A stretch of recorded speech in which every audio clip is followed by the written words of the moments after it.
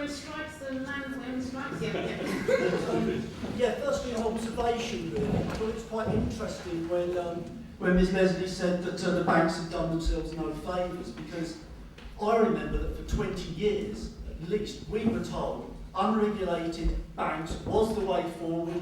There was no way in which you could control them. It would stifle their thrusting entrepreneurial skills. They had to be as unregulated as possible, otherwise what would happen? Well, we know what happened. And suddenly there appears to have been a sea change in the attitude towards banks.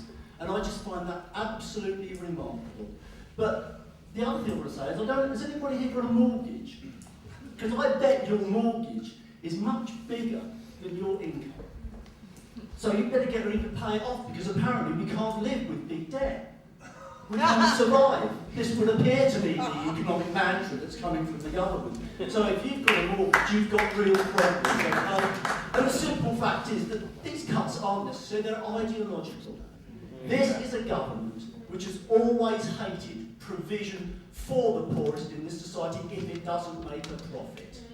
If it does make a profit, then we'll give it to the big bankers, we'll give it to the private sector, and they can cream it off, and that which doesn't make a profit can go to hell in a handcart. And that's what this is really about. It's about privatising social provision. It's about the idea that we don't want a society where we all look after each other, where those that can help those that can't. That's what this is about. This is about going back to the middle 1850s. Get out of Charles Dickens and read Hard Times, because that's where we're going.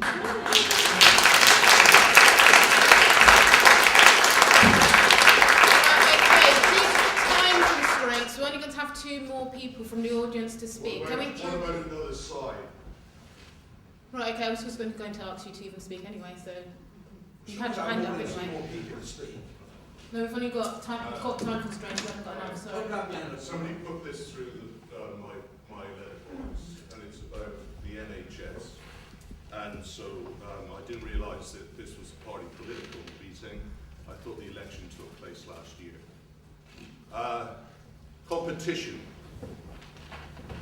Bad thing, according to this. In most society, it's regarded as the driving force for lifting standards. Here, it's not. Postcode lottery. Devolution brought in Wales and Scotland. They've now got free prescription charges. We haven't. In certain parts of England, you can get your cancer drugs. In other parts, you can't. That's on there. Private practice. Tony Blair, because of the overloading on hospitals, brought in a link with private practice. He supplied typical labour inefficiency of dealing with money. He put all the money up front and then didn't use it. So the money went to the private practices, but it wasn't used. Whose fault is that? Perhaps it's the same person who drew up GP contracts, which ended up with us having to bring in doctors from Turkey, Germany, who could hardly speak English, into this country. That was GP contracts brought in by Labour. Let's start talking about private finance initiatives about what is happening with hospitals. Redundancies. Here it says redundancies. Okay, so you start writing it No, up. can I just finish this one bit? Manchester and Haringey have got some of the worst records imaginable. Manchester didn't even collect 10% of its council tax. So when you start talking about redundancies, what about talking about collection and talking about waste? Sorry to spoil the party, but I'm giving another voice. Okay, thank you very much. The man with the hat will be the last person to speak. Just over there.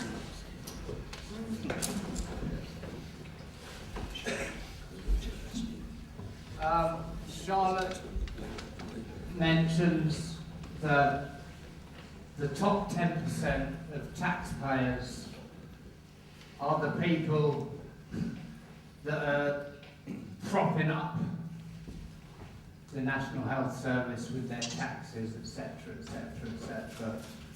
Well, it seems to me that you've got quite a you know, if you believe that this 10% of people, you know, if we tax them too hard, you know, they're going to leave, you know, they're going to pick up and leave the country, you know, I would argue, let them go. You see, you've got a narrow idea of, you know, let them go. They can't take their shops, they can't take their factories with them. You know, there's a wave of change happening across the world. You know, the Constitution today may not be the Constitution tomorrow. That's my point. And my question is, if you genuinely care, as you say, you know, as you claim, are you prepared to take a worker's MP, a worker's wage, as an MP? You've told us that you're quite well paid. Are you prepared to take home the average wage of the people that you represent? Yeah. Do you want to answer now? Yeah.